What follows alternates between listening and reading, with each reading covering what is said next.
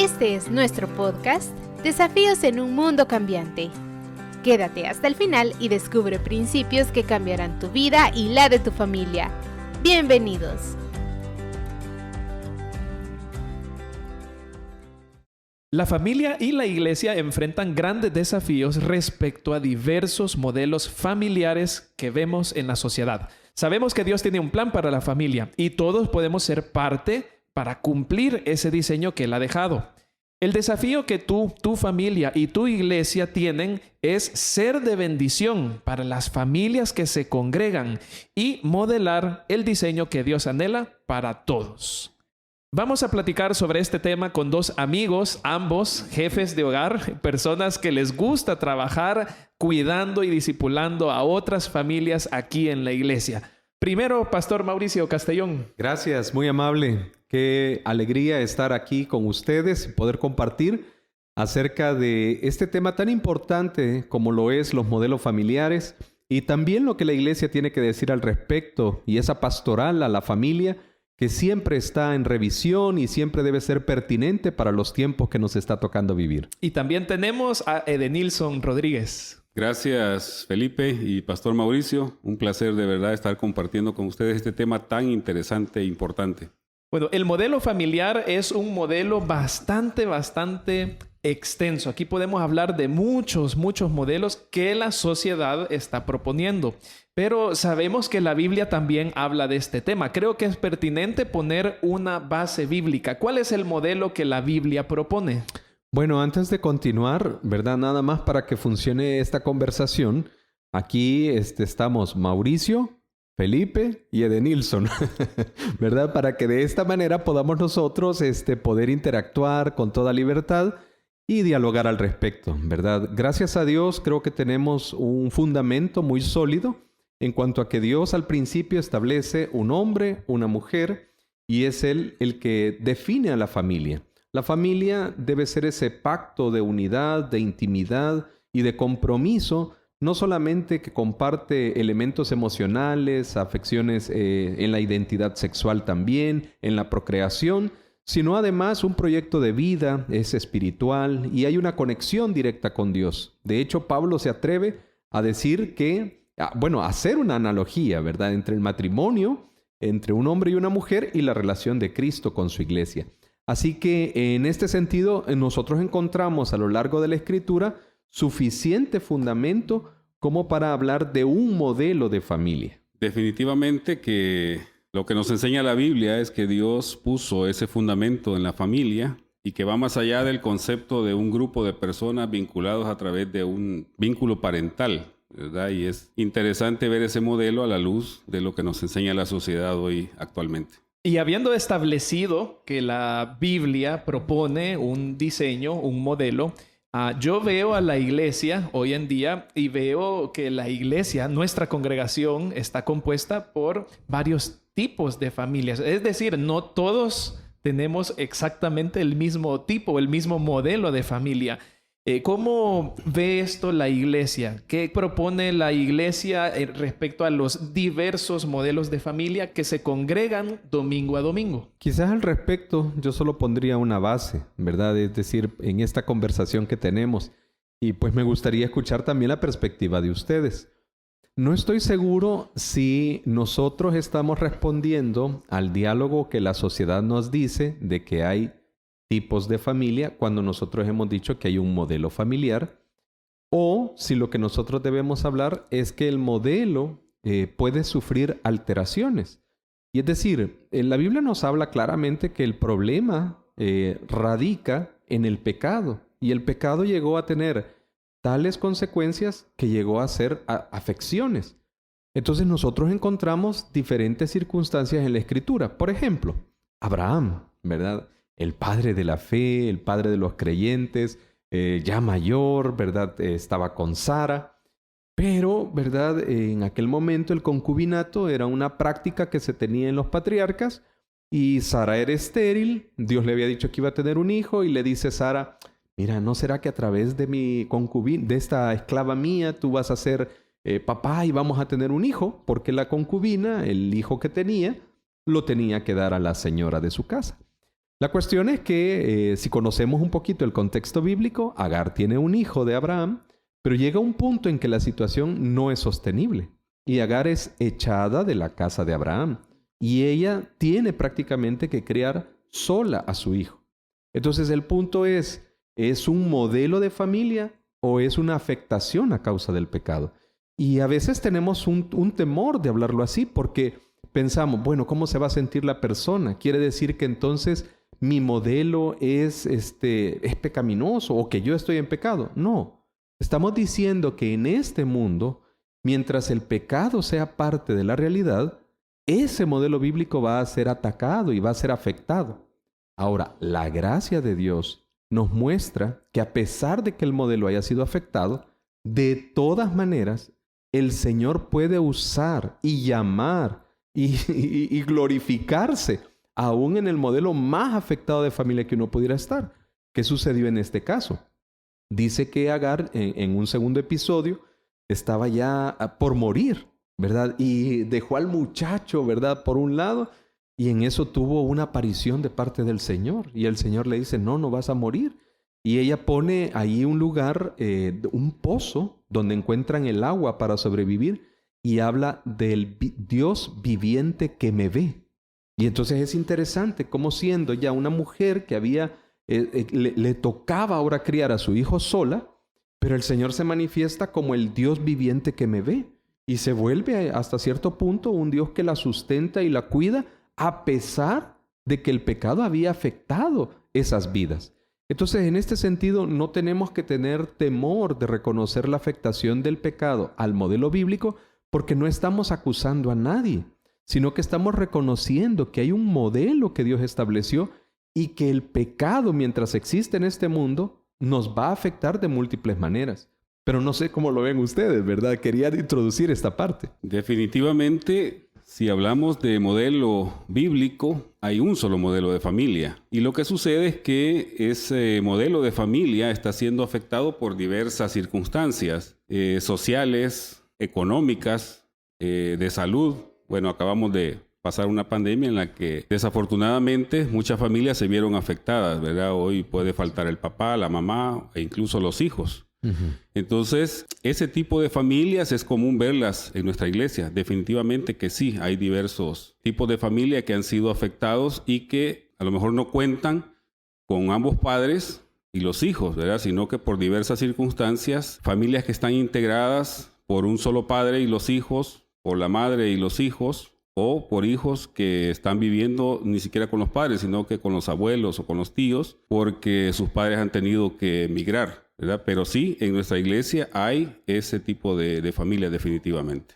Podríamos decir que el pecado nos ha afectado a la familia y estamos pagando consecuencias de nuestra propia pecaminosidad, ¿no? Ahora, como decía el pastor Mauricio, la gracia de Dios hace que estemos de pie alabando al Señor y que podamos compartir diversas personas, ¿verdad? Estando ahí congregados y estar delante del Señor. Déjame hacer solamente una pequeña comparación con el tema de la enfermedad. Por ejemplo, en Juan capítulo 9 aparece un hombre ciego y los discípulos le preguntan a Jesús, bueno Jesús, ¿quién pecó? ¿Pecó él o pecaron sus papás? Porque para ellos la interpretación es que si estaba enfermo, alguien tenía que haber pecado directamente. Y entonces el Señor Jesús responde, no pecó él ni sus padres, sino que está así para que se manifieste la gloria de Dios. Pero en un sentido general, el pecado es la causa de la enfermedad. O sea, no necesariamente me enfermo porque yo he pecado, sino porque el pecado existe, es posible que la enfermedad llegue a nosotros tarde o temprano. Claro, si yo hago algo, ¿verdad?, que atente contra mi salud, yo mismo la voy a experimentar. Lo mismo con la familia, ¿verdad? Es decir, no necesariamente los modelos de familia es algo que nosotros hayamos ocasionado, pero en tanto vivamos en este mundo de pecado, el modelo va a ser atacado y puede ser afectado y de hecho, pues lo vemos desde los orígenes mismos en la Escritura. Correcto. Ahora hago otra pregunta. Si es una realidad que tenemos, ¿cuál creen que es el llamado de la iglesia? ¿Qué creen que Dios está esperando de su iglesia para poder ayudar a estas familias? Bueno, interesante la pregunta porque muchas familias cuando vienen a la iglesia buscando, por así decirlo, un refugio o buscando un vínculo familiar, ¿verdad? Porque muchas veces uno encuentra en la iglesia esa familia que a uno le hace falta, ¿verdad? En el entorno del hogar. ¿Por qué? Porque no todas las familias son perfectas, ¿verdad? Si bien es cierto, Dios creó a la familia como una institución perfecta, está formada por individuos imperfectos que somos nosotros. Entonces podemos fallar, ¿verdad?, en el desempeño de cada uno de nuestros miembros en la familia. Y es así que en el entorno familiar o en el seno familiar se viven diferentes problemas y conflictos, ¿verdad?, que muchas veces no somos capaces de solucionar y buscamos en la iglesia ese vínculo afectivo, ¿verdad?, que muchas veces sustituye el amor familiar. Y no me van a negar que muchas veces terminamos confiando más en nuestra familia espiritual que en nuestra familia carnal. Eso pasa y Tremendo. lo vemos muy, muy seguido. Entonces, el papel principal como iglesia, creo yo, que es mostrar el amor de Dios a estas personas, a estas familias, y enseñarles cuáles son esos principios para que ellos mismos los puedan replicar dentro de su familia y puedan comenzar a sanar esa familia. Sí, me encanta eso que estás mencionando, ¿verdad? En mi caso, yo no tuve la oportunidad de que mis papás estuviesen juntos en el mismo hogar, ¿verdad? Desde que yo nací, sino que fue mi mamá la que estuvo al frente, ¿verdad? Y ella se echó todo el rollo con nosotros y gracias al Señor, pues, el Señor tuvo misericordia y nos sacó adelante. Y en ese sentido, esto aparte que menciona de cómo la iglesia se ve como familia espiritual, es un elemento muy importante, ¿verdad? De hecho, pues para mí yo encontré personas que fueron de inspiración, que hicieron una labor de mentoría, que no es que cubrieron el lugar de mi papá, pero sí hicieron una función de parte de Dios de complemento, de dirección, de aliento. Y esto, ¿verdad?, es uno de los roles que puede hacer la iglesia. Y esto me hizo pensar en una figura del Antiguo Testamento que hablaba de las ciudades de refugio, ¿verdad? Y esas ciudades de refugio eran para las personas que accidentalmente habían hecho un daño a otro o incluso pues hasta la muerte. Eran un lugar al que se iban para resguardar el momento del juicio y corroborar si era culpable o no. Entonces esa era la figura de la ciudad de refugio. Y yo creo que esto es lo que necesitan las diferentes familias, las diferentes formas de expresión, un lugar de refugio. Y eso me lleva a un segundo principio, una expresión de gracia, ¿verdad? Porque si nosotros vemos a Agar y a Ismael, ¿verdad?, que era una concubina, una esclava, que Abraham tomó el consejo de Sara y los sacó de su casa, y Dios se manifestó con ellos, es porque aún en medio de esas situaciones, Dios tiene un plan.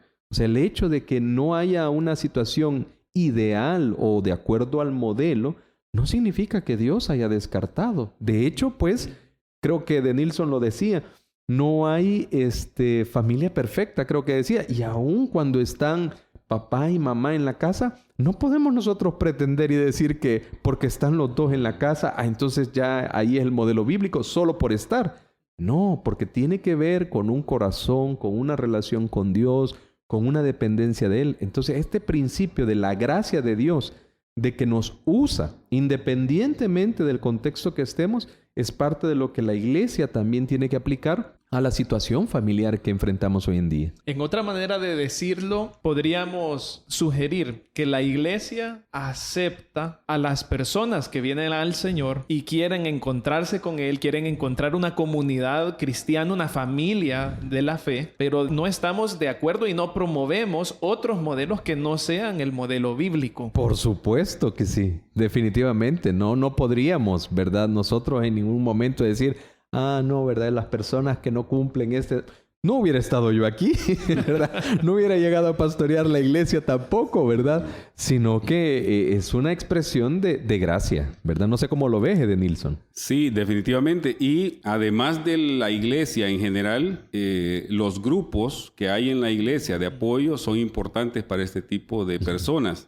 Por ejemplo, en el Ministerio de Matrimonio, que es al que yo pertenezco, se ve ese tipo de problemas, por así decirlo, en los grupos pequeños, y no porque la familia esté completa, que estén los dos papás y los hijos, deja de haber problemas, como dice Mauricio, sino que al contrario, hay un montón de dificultades, pero que se tratan específicamente en ese grupo pequeño, y ahí es donde se da ese apoyo, ¿verdad? Ese consejo oportuno muchas veces. También en el caso que vengan, por ejemplo, madres solteras o papás, también hay grupos de apoyo para ayudarle en ese sentido, de que se le dé ese apoyo y esa ayuda y se muestre ese amor de Dios para decirle de que también acá tienen una familia espiritual que les apoya. Y creo que Felipe hacía una distinción entre el hecho de la aceptación de la persona y el tema de un modelo de familia, que es lo que nosotros promovemos como iglesia.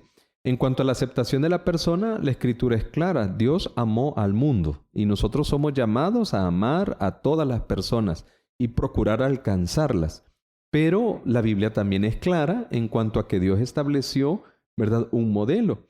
Y ahora, con todo el conocimiento que tenemos de psicología, de consejería familiar, de sociología, vemos los impactos que tiene una sociedad y que tiene una persona cuando no se desarrolla dentro de un modelo de familia adecuado. O sea, no es que nosotros estemos diciendo a ojos cerrados, ¿verdad? Miren, es que este es el modelo y solo es. No, la misma sociedad nos da argumentos y elementos para entender que hay afectaciones en los niños después de un divorcio. Muchas veces el divorcio no afecta tanto a los padres, aunque los afecta siempre, pero termina afectando más a los hijos. Entonces, no son cosas, ¿verdad?, en este sentido que estemos proponiendo sin entender la problemática de la familia, sino que la misma sociedad nos está mostrando los tremendos daños, las tremendas carencias que hay cuando el modelo bíblico no está. Entonces, como modelo, nosotros lo promovemos, pero no es que se exija, porque vemos en la misma Escritura que Dios ha derramado gracia cuando nosotros aún no estamos dentro de ese modelo y el Señor de todas maneras nos llama para ser parte de su pueblo. Quizás hay muchas personas que nos están escuchando y se están identificando.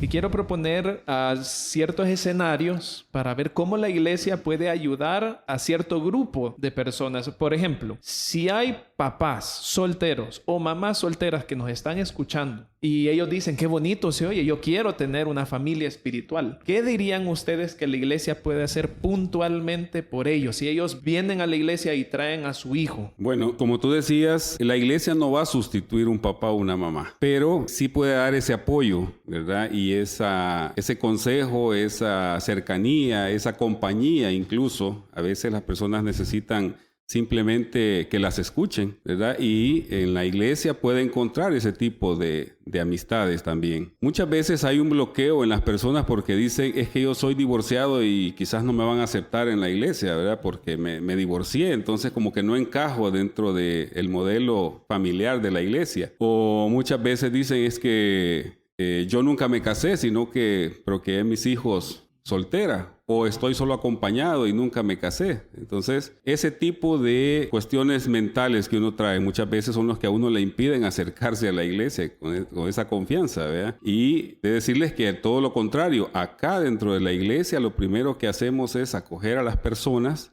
recibirlas, mostrarles ese amor de Dios, tratar de crear ese vínculo, esa cercanía para que la persona se sienta parte de la iglesia también.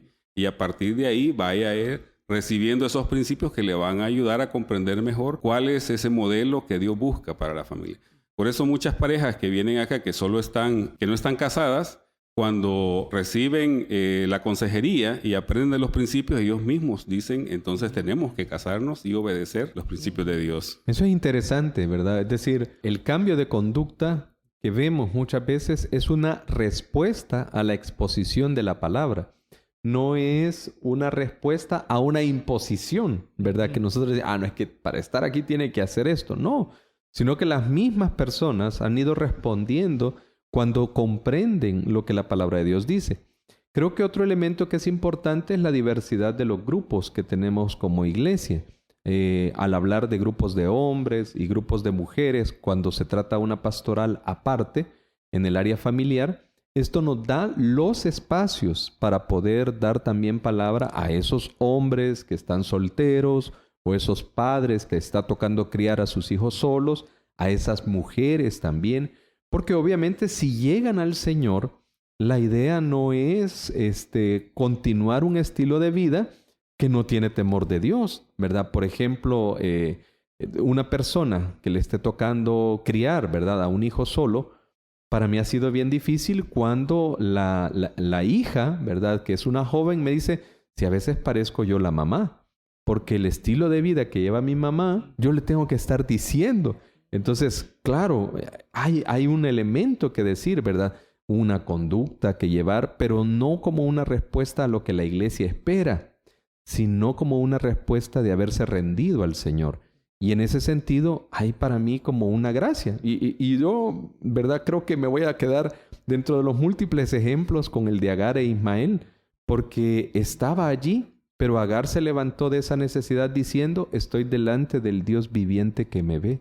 O sea, Él ve mi necesidad, Él ve mi condición, Él sabe cómo estoy y de todas maneras me ha extendido su manto.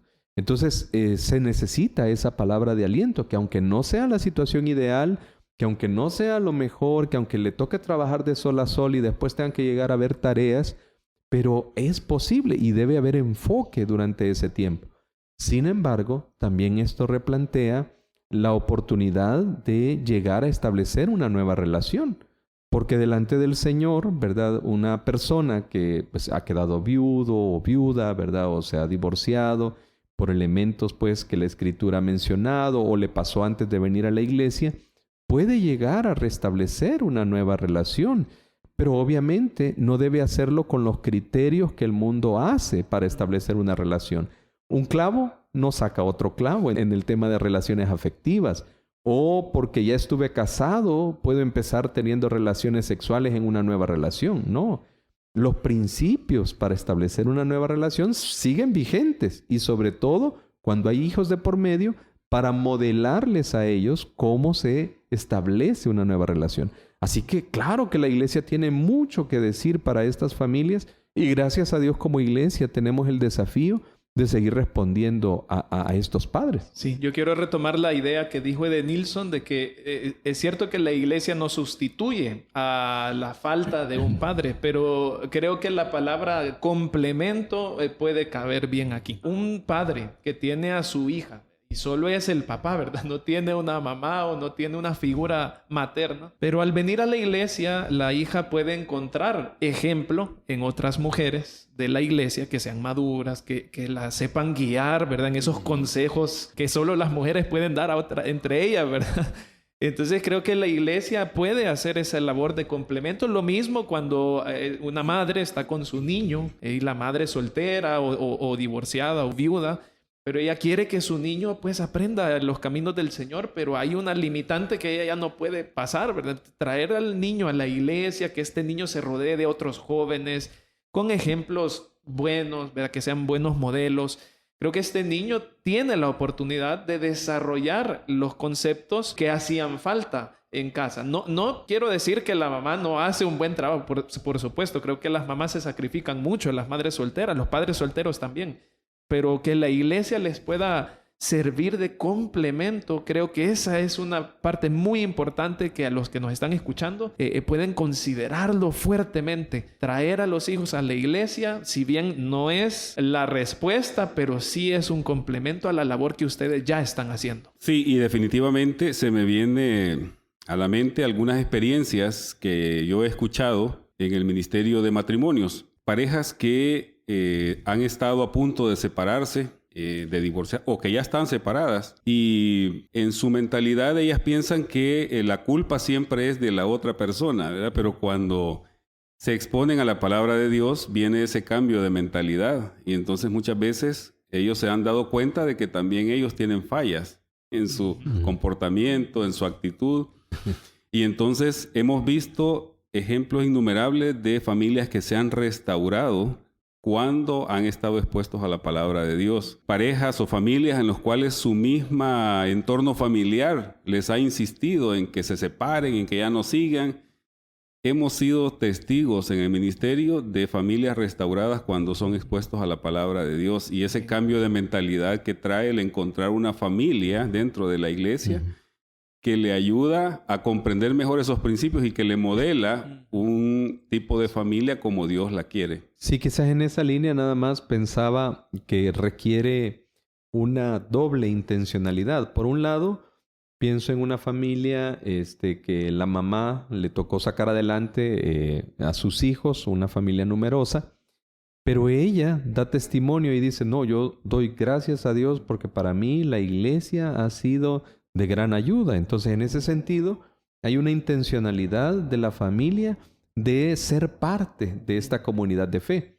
Pero la segunda vía es la responsabilidad que la iglesia debe tener cuando nosotros hablamos de ese discipulado, que no solamente es la parte de trasladar o enseñar los principios bíblicos, sino muchas veces de acompañar en situaciones de dificultad, en situaciones de dolor, en situaciones de consejería, lo que tú decías de personas mayores enseñándole a las más jóvenes. Entonces los grupos ágapes, los grupos pequeños deben tener la perspectiva y la sensibilidad de saber cómo está la composición de esa persona que están discipulando, porque muchas veces Dios nos usa para hacer ese complemento a esas personas que ha puesto bajo nuestro cuidado. Hay otro grupo de personas que probablemente nos están escuchando y es aquel grupo que no quiere o no pueden tener hijos. ¿Verdad? Esas parejas, quizás algunas pocas son parejas mayores, pero otras más que todo son parejas jóvenes y que están en ese debate, ¿verdad? De si tener o no tener hijos, ya sea que no quieren por metas personales o no pueden por razones médicas. Pero la pregunta que surge es si los hijos son parte del diseño de Dios y si no se pueden tener hijos, ¿esto es una falta al diseño de Dios? Bueno, creo que son elementos importantes y en cuanto a familia, yo podría decir que no se ha dicho la última palabra. Cada vez que nosotros vamos avanzando en el tiempo, hay desafíos para la pastoral familiar.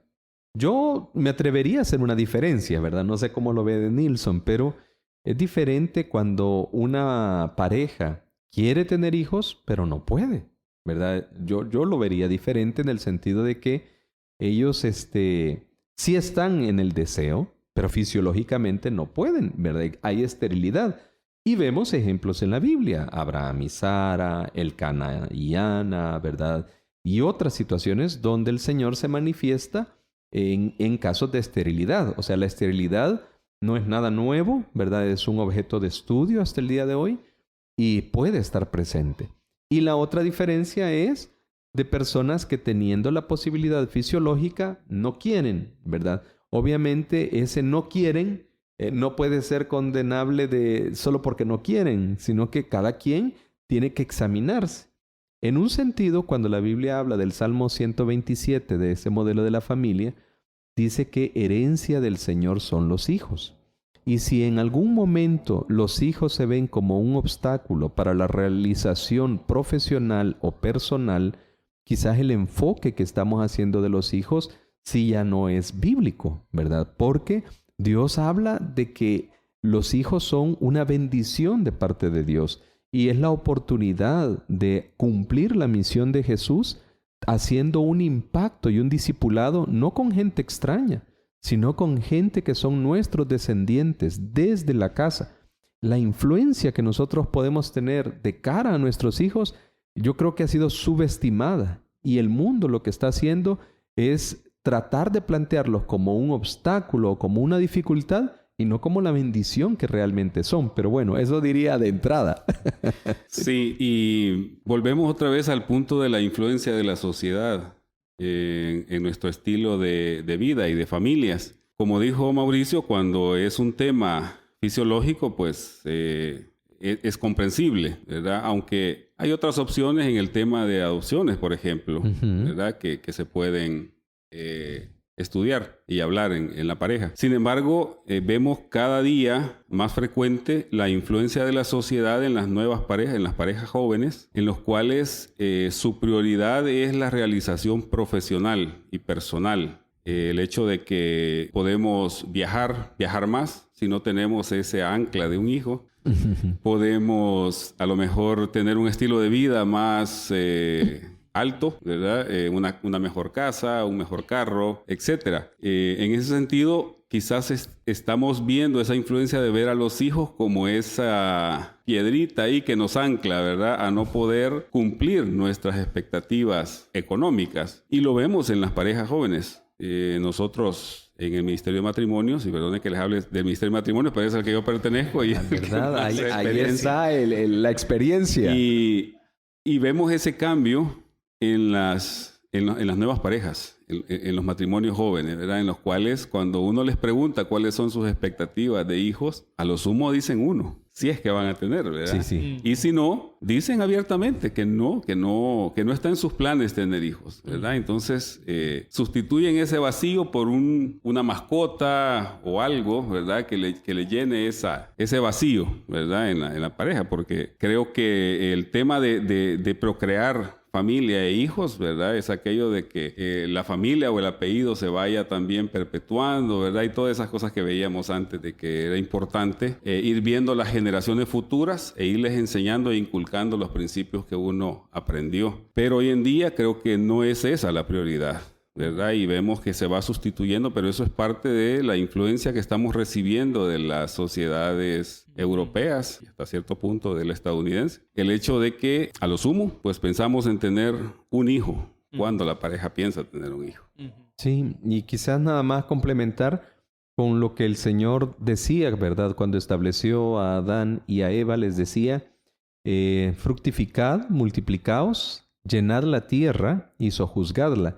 Es decir, sí hay una expectativa, ¿verdad?, en cuanto a que en la medida de la posibilidad haya procreación, ¿verdad? Porque cada uno, este es un concepto que desarrollaba uno de los pastores y decía, ¿de qué tamaño es tu tierra? ¿Verdad? Es decir, obviamente dentro de esa planificación, pues algunos han llegado a tener hasta 12 hijos, ¿verdad? Y esas familias grandes y se recuerdan sentarse a la mesa todos juntos, ¿verdad? Y la confusión que a veces los papás tenían por nombre, pero ese sentido de comunidad, ¿verdad? Que ellos tenían. O para algunos su tierra es uno, ¿verdad? Dicen, no, vamos a tener uno, pero le vamos a dar lo necesario y todo. Sin embargo, la expectativa de parte de Dios, ese mandato del Señor de que vayamos trabajando hacia la procreación y el mantenimiento de la civilización es parte del plan. Y creo yo que hablar estos temas en el contexto de la familia nos hace poner la mirada y reflexionar. Bueno, ¿yo por qué no quiero tener hijos? O sea, ¿no lo quiero tener porque estoy pensando como los demás? ¿O porque he considerado exactamente lo que Dios está diciendo y he tomado una decisión delante de Dios? Y eso es lo bueno, ¿verdad? Porque si nunca lo hablamos, pues nunca, ¿verdad?, nos detenemos a pensar de dónde viene de mi parte el querer hacer esto. Y no solo mantener un discurso o solo responder, ¿verdad?, cada vez que me pregunten, sino hacer una reflexión a la luz de la palabra de Dios en esa dirección también. Qué interesante. Y también pienso en otro grupo de personas, porque aquí hay de todo, ¿verdad? Y podemos seguir hablando mucho, pero quizás esposos, esposas, divorciados, que han pasado situaciones difíciles. Se han tenido que divorciar porque ya era el último recurso o algo así. Son personas que han sido muy afectadas. Quizás hay una desilusión de estas personas con el modelo. Quizás ellos creían en el modelo y procuraban el modelo, se esforzaban, trabajaban, sufrían, se entregaron por completo creyendo la palabra, pero luego fueron muy dañadas. Y si hay hijos de por medio, estas personas corren el riesgo de transmitir un mal modelo o que haya resentimiento en su corazón y distorsionar un poco el modelo para con sus hijos. A estas personas que quizás nos están escuchando, ¿qué les podríamos decir respecto a seguir transmitiendo el diseño de Dios a la siguiente generación? Bueno, en el caso de las familias y los problemas que existen en el seno familiar, bueno, aquí hay mucho que hablar, ¿verdad? Porque hay papeles que y hay roles que Dios ha dejado para cada uno de los miembros de las familias. Sin embargo, las personas cometemos muchas veces el error que cuando nos casamos, vamos con ciertas expectativas de la persona y el matrimonio, expectativas que muchas veces son irreales, ¿verdad? Y no nos damos cuenta de que nos hemos casado con una persona imperfecta. Eso no quiere decir que no sea la persona correcta. Y que la persona imperfecta se casó con alguien imperfecto también. Exactamente imperfecto. Yo siempre decía en los grupos Y ustedes se han puesto a pensar, decir, ¿qué será estar casado con alguien como yo? Sí. Y a veces uno cuando se hace esa pregunta dice, híjole, que ha de ser complicado, ¿verdad? Convivir con una persona como yo, con todos mis prejuicios y bueno, un montón de cosas y costumbres que uno trae. Entonces, cuando uno se da cuenta de que para que funcione la familia, tiene que haber esfuerzo de todos, ¿verdad? Y todos tenemos que poner de nuestra parte, porque no es solo ver la paja en el ojo ajeno, que eso es fácil, echarle la culpa al otro, ¿verdad? Sino que aceptar que uno también tiene errores, ¿verdad? Y que tiene que cambiar y que tiene que seguir el modelo de Dios para la familia y los roles que Dios le da a cada uno, al esposo, a la esposa, a los hijos. Entonces, muchas veces no queremos aceptar ese tipo de responsabilidades y nos vamos por lo más fácil, que es, no, mejor separémonos, ¿verdad? Y ahorita que todavía jóvenes, a lo mejor podemos rehacer la familia, porque a veces es el consejo que reciben las parejas de hoy en día, ¿verdad? No hacen por hacer ese esfuerzo por recuperar esa unión familiar. Y lo tremendo es que si de verdad quieren llegar a tener esa unión familiar, en un segundo o tercer intento, finalmente tienen que aprender a ceder. Porque si de verdad se quiere la unidad familiar, no hay otra manera que aplicando los principios. Entonces lo mejor es procurar no pasar por ahí. Pero con respecto a esto pensaba en dos elementos. Uno es una conversación que tuve con alguien y fue en el contexto de un cementerio, de un entierro, ¿verdad? La persona estaba acompañando a alguien, pero me hizo esta reflexión. Me dice, nosotros, pensamos con mi esposo que podíamos llevar un divorcio bastante maduro y que lo podíamos hacer bien, pero en realidad todo salió mal. Entonces, esta parte es interesante, ¿verdad? Tener la humildad como para reconocer los efectos que finalmente trae un divorcio. Porque no cualquiera lo hace y no se trata de reconocerlo delante de nosotros, se trata de reconocerlo delante de sí mismos. ¿Por qué? Porque definitivamente la Escritura lo que está diciendo es verdad. Y el divorcio en este sentido no es parte del plan de Dios porque nosotros no fuimos diseñados para andar de relación en relación, sino que fuimos diseñados para tener una relación de compromiso y desarrollar intimidad. Y estas cosas solo se desarrollan con el paso del tiempo y aplicando principios no solo de comunicación clara, sino también de aceptación, de perdón, de humildad. Son elementos, ¿verdad?, que la Biblia habla con claridad.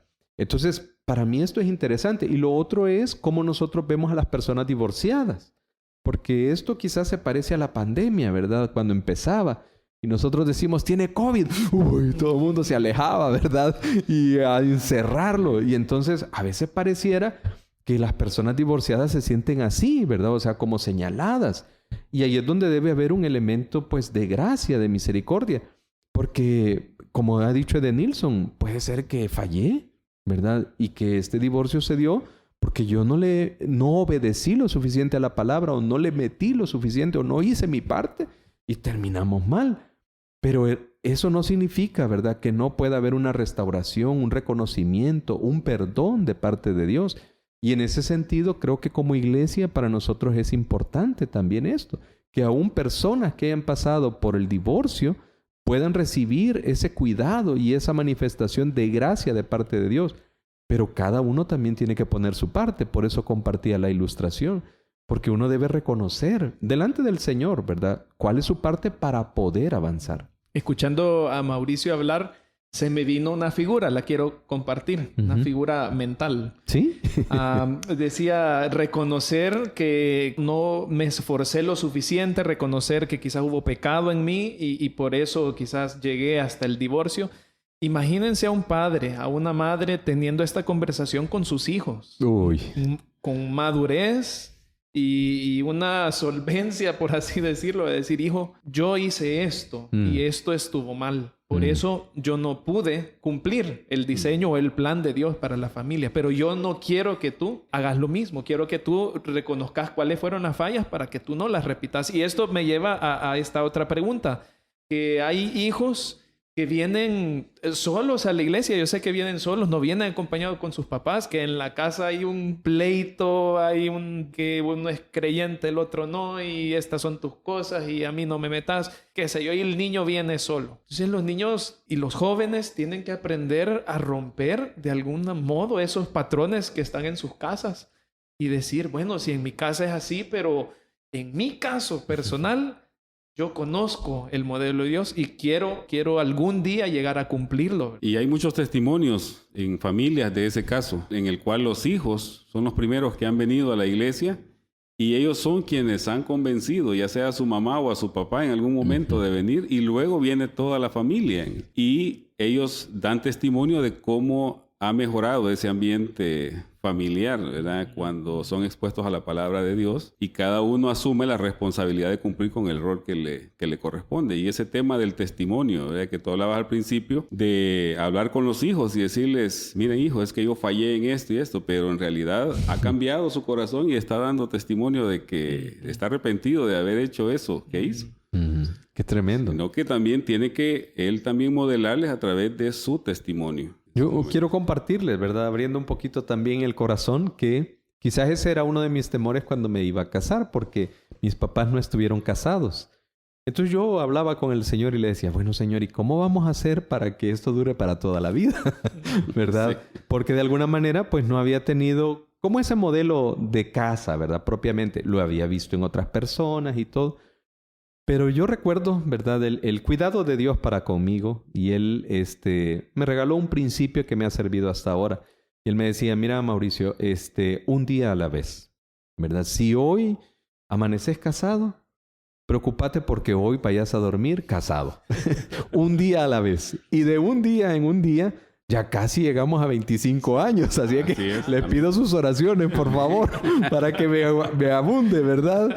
Y en ese sentido, yo creo que podemos hablar de romper ataduras, de romper esquemas, de no vernos como víctimas, porque hay un enfoque de la sociología que nos plantea vernos como víctimas y que nosotros somos el resultado de nuestro pasado, pero no, en Cristo somos nuevas criaturas. Y el Señor nos permite romper esos modelos o distorsionados o afectados o pecaminosos, si los hubiera, y nos puede permitir establecer un nuevo modelo para la gloria de Él. Y no es que seamos perfectos, como decía Denilson, porque no lo somos. No, definitivamente. Bueno, excelente.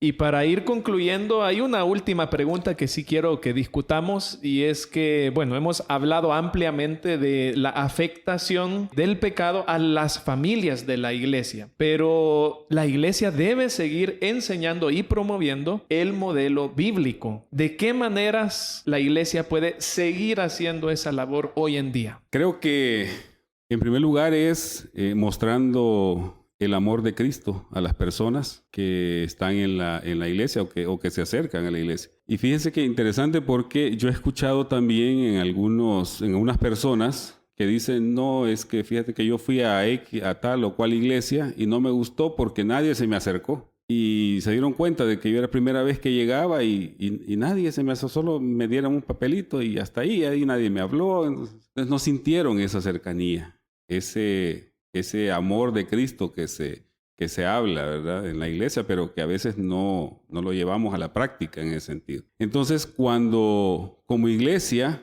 mostramos ese amor de Dios hacia estas personas que vienen posiblemente con una gran carga, una gran necesidad, esas personas sienten esa confianza y ese apoyo, y entonces van sintiéndose parte de. Y cuando se les empieza a hablar acerca del modelo bíblico, porque esa es otra cosa, que no hay que tener miedo de hablar acerca de cuáles son los principios de Dios acerca de la familia, porque muchos dicen, no, es que eso ya está un poco desfasado y desactualizado, y que mire, que el hombre es cabeza de hogar, eso ya no, eso ya no, ¿verdad? Eso era arcaico de aquel tiempo, ¿eh? Pero hay un orden, todo está hecho en base a un orden y un equilibrio. Cuando se rompe ese orden, es cuando vienen los problemas y los conflictos. Entonces, mostrarles ese amor a esas personas, modelarles el amor de Cristo y enseñarles a las familias, ¿verdad?, de que tiene que ser un ambiente en el cual se pueda mostrar afecto y amor en la familia, que se pueda mostrar ese apoyo para resolver problemas en la familia, y sobre todo enseñarles la dependencia de Dios, a confiar en Dios como familia. Sí, yo creo que no debemos descartar el modelo de entrada, ¿verdad? Ya sea porque no lo hemos visto o porque no lo hemos podido vivir, no por eso significa que no sea valedero el modelo de parte de Dios. Y en esa línea, con las nuevas generaciones, debemos promoverlo, ¿verdad?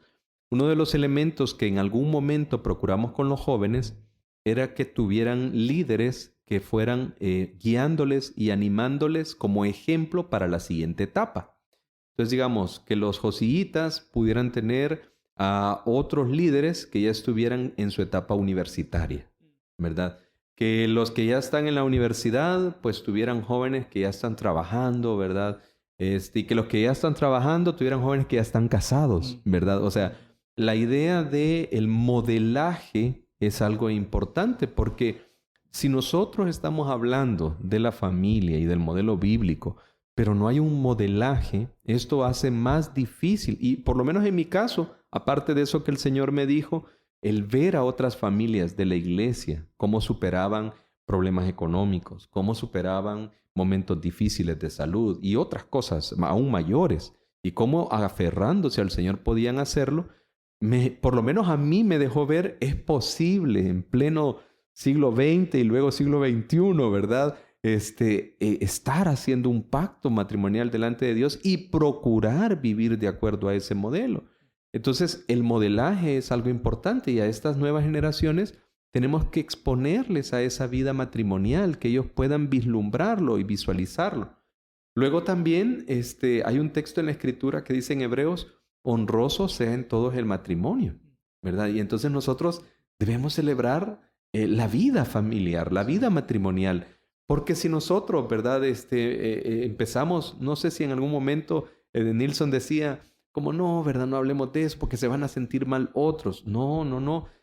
Si alguien está en una familia monoparental o en otro tipo de modelo familiar y se habla del modelo bíblico, no tiene por qué sentirse mal. Es decir, yo mismo, ¿verdad? He expuesto, ¿verdad? De qué contexto vengo en la niñez y en la juventud. Al contrario, esto lo que debe hacernos es dar esperanza y saber que hay un norte y que hay una meta. Entonces debemos celebrar la familia, debemos celebrar la vida. Matrimonios ha incluido una práctica de hace varios años que le damos un diploma, ¿verdad? De reconocimiento a los matrimonios que ya tienen varios años. Y yo no sé si por la pandemia, ¿verdad? Ya no hemos podido, pero tenemos ahí algunos matrimonios ejemplares, ¿verdad? De hermanos que llevan, no sé, algunos hasta 50 años, ¿verdad? De casados.